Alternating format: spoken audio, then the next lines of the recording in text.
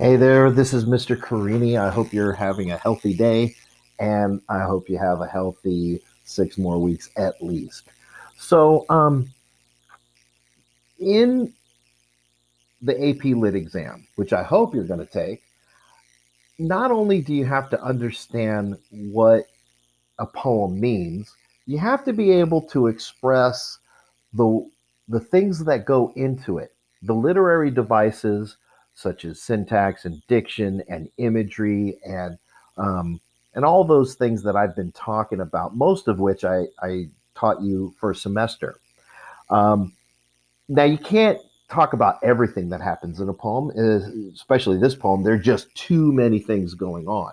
Um, but they want to see that you have a trained eye.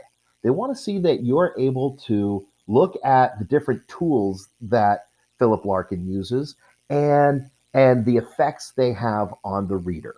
So I'm not going to go through all of them. I'm going to go through just a few right now, especially since I only have 5 minutes to do this all. Looks as though that Aditi's online right now. Hi, Aditi. How are you? So we've got the iambic pentameter. Da da da da da da da da da da. Whenever you have iambic pentameter, look at the exceptions to that. So we've got the exceptions: waking, making, and flashes in the first stanza. Each one of those is a verb. Now, you may think flashes is not a verb. It's a noun, a plural noun. But if you take a look at the entire sentence itself, arid interrogation, yet the dread of dying and being dead flashes afresh.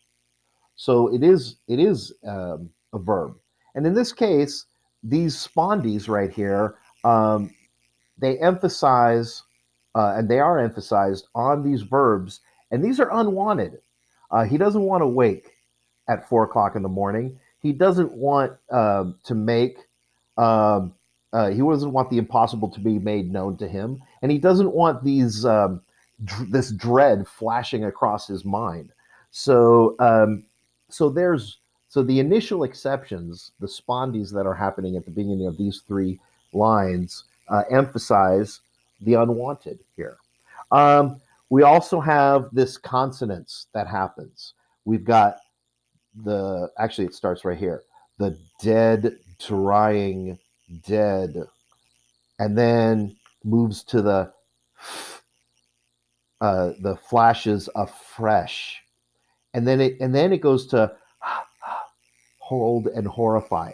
Now, you're not expected to know this because you really need to have a linguistics class in college to understand this, but I will explain it to you anyway.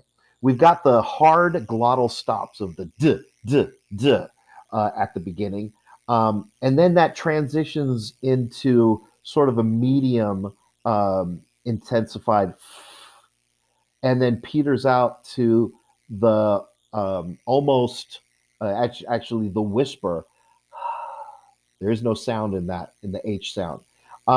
So we have the voiced hard consonant, followed by the voiceless but more noisy F sound to the exact whisper of the H. So it's kind of like the opposite of oxesis, and I don't know a word for it, if there is such a word uh, for for that.